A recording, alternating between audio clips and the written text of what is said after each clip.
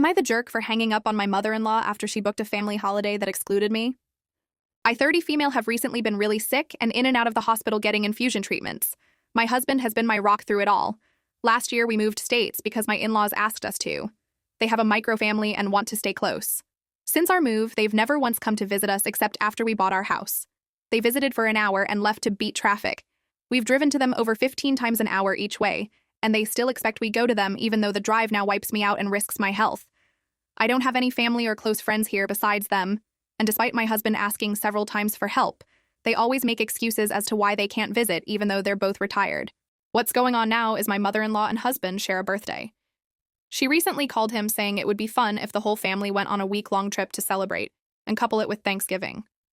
When my husband said he'd need to check with me since I have appointments and you know his job, she told him it's best I stay home and rest while everyone else went. He immediately told her no.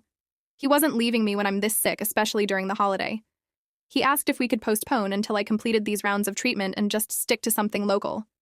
That's when mother-in-law dropped that she'd already booked a resort 3 hours away, spent thousands, and that if we didn't come, we'd be ruining Thanksgiving and her birthday. When he asked why she'd book it without confirming with us, she said it was the only week his brother was free. That's when it really hit me.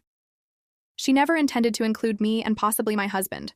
Her only concern was his brother's availability, whom she sees every day. It felt like she either purposely booked the trip to guilt my husband into going without me, or as a way to exclude us. I was over it, exhausted, and just done with the lack of effort and care from her.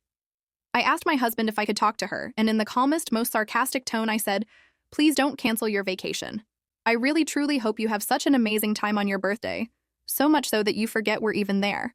Because we won't be." By then, I hung up the phone. My husband took the phone and put it in his pocket.